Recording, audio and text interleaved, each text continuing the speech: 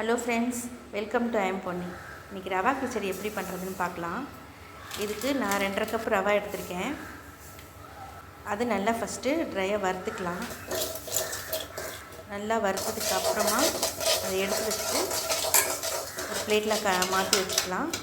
மாற்றி வச்சதுக்கப்புறமா கடாயில் எண்ணெய் ஊற்றிட்டு அதில் பட்டை, கிராம்பு, சீரகம், பிரியாணி இலை இது வதக்கிட்டு வெங்காயம் ஆட் பண்ண போகிறோம்.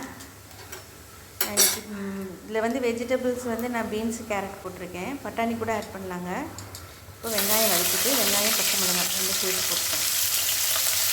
நல்லா வதங்கணும். நல்லா வதங்கினதுக்கப்புறம் கருவேப்பிலை, இஞ்சி, பூண்டெல்லாம் போடலாங்க. ஒரு இஞ்சி மட்டும்தான். இஞ்சி போட்டு வதக்கிட்டு தக்காளி ஆட் பண்ண போகிறோம். ஒரே ஒரு தக்காளி நல்லா வதங்கினதுக்கப்புறம் நம்ம இது வெஜிடபிள்ஸ் போடலாம்.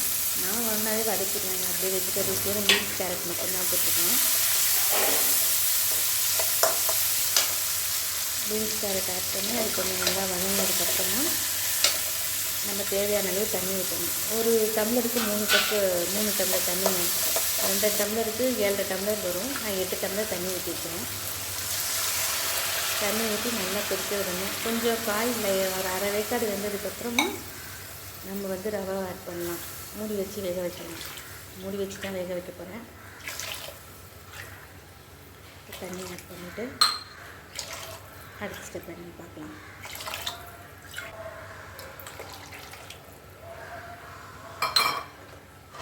கொதிக்கணுங்க. கொதிச்சதுக்கப்புறம் உப்பு, காரம்லாம் டேஸ்ட் பண்ணி பார்த்துட்டு நம்ம மூடி போட்டு வச்சிட்டோம்னா ஒரு 5 நிமிஷத்தில் கொஞ்சம் காய் வெந்துடும். வெந்ததுக்கப்புறமா நம்ம ரவை ஆட் பண்ண போகிறோம். தண்ணி கொதிச்சிருச்சு,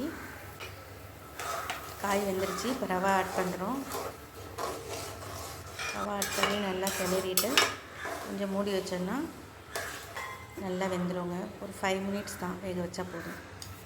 வெந்துருச்சு. இந்த ஸ்டேஜில் நான் நெய் ஆட் பண்ணேன். அதை எடுக்க மறந்துட்டேன், வீடியோ எடுக்க.